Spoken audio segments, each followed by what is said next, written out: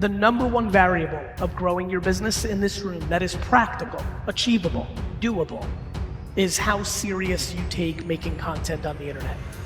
No matter what your excuse is, I promise you, social media is not broken in that story. You're the one that's broken.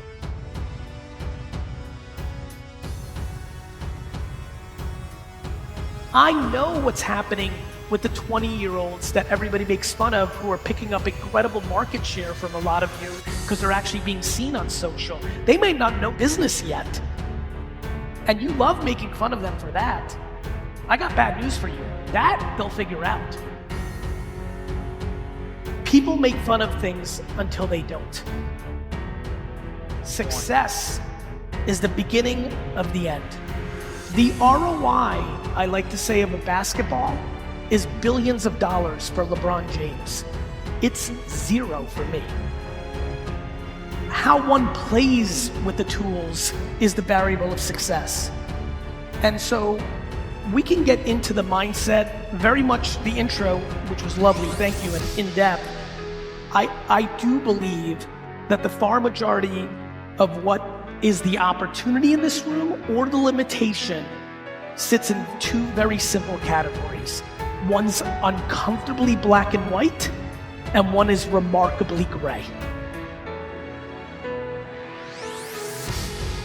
This is very clear. If you're sitting in the crowd and you're not doing this work, it's only two things, and they're both interesting.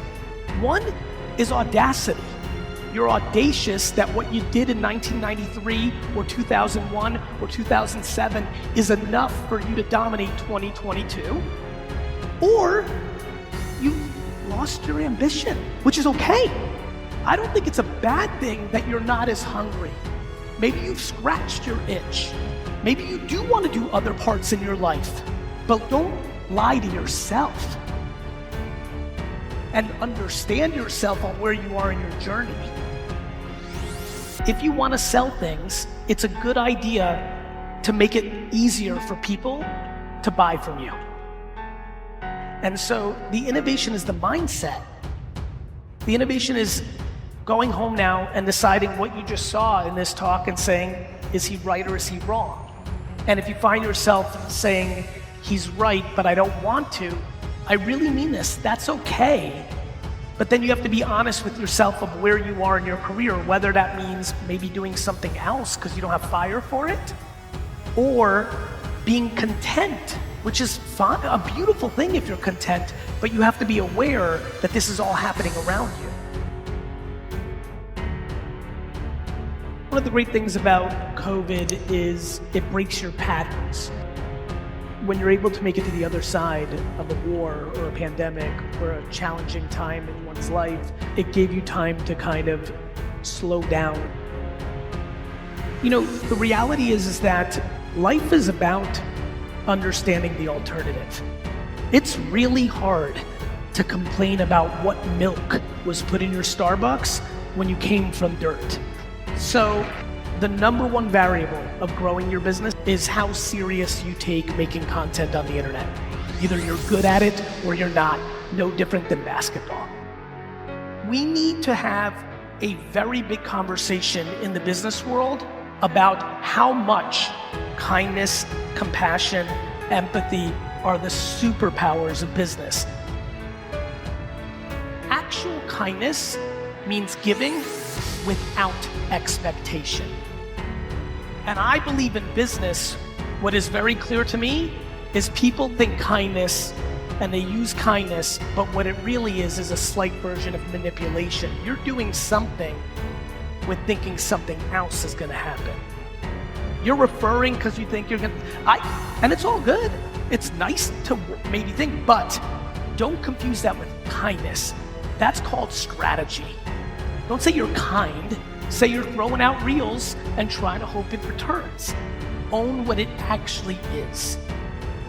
I was at a conference like this many years ago, and I had just invested in Uber. So I'm giving my talk, and I finally throw it out there. And as you can imagine, the room wasn't thrilled with me, but it was a discussion. And all I saw that was why it wasn't gonna work. And all of the answers More regulation. Gary, this is not going to work because we're going to pay the politicians off. Similar to how I hear car dealerships and car people talk about Tesla or direct to consumer. I promise you, when technology is coming along, hoping for regulation is always going to be a bad strategy. Why do I bring that up right now? Because I want you to do the 50 hours of homework so you can innovate. What blows my mind is people's inability to put in the work in the face of information. All of you know that this blockchain thing is brewing. You've definitely heard about Bitcoin at this point. You probably maybe heard of Ethereum. It's happening, and it's gonna affect this industry soonest. This is the book industry for the internet. The blockchain is contracts. Please understand that. Please, it's a very important thing. Please spend 15 hours Googling Ethereum and smart contracts. Get educated, not to play defense, but to play offense. You do 15 to 30 hours of homework, you might just change your career. You might shift slightly in what you're doing now to something else. It's a remarkable time, and one thing I know about an immigrant-centric reality is it's not scared to put in the work. And I really know this statement. It likes to pick which work it wants to do. People don't like change. And change is the only guarantee. What the blockchain eventually will do is change the face of what brokerages, leverages in the ecosystem. Right now is the time to build your personal brand on the internet, and I mean right now. How you do that can be totally different. You don't need to be over the top or curse like me. You need to be you. I'm me, you be you.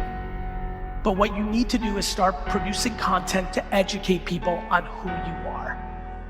If you're uncomfortable with the way you look and you don't want to be on video, then do audio and do a podcast.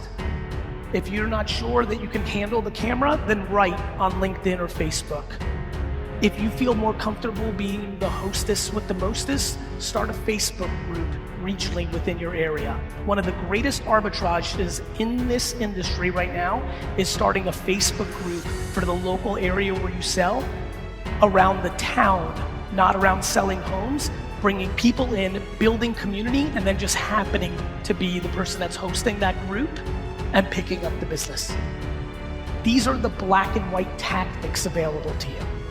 How you build your team and how much empathy you have for the consumer on the other side is the other variable. But the opportunity is staggering. It is staggering. I come here, fly across the country and fly back for one reason: to put so much pressure on this room to do the homework. I mean it. The opportunity is so real. You are literally one viral TikTok video away from selling 13 homes because of it. TikTok's fastest growing demo is 38 to 55-year-olds. You can still think it's 12-year-olds. It hasn't been 12-year-olds for 2 years. That's the game of no versus the game of yes. That's the game of staying curious. The biggest vulnerability to people in business today trying to sell to human beings is their unbelievable calmness and interest in saying the word no, and their visceral reaction to the idea of maybe.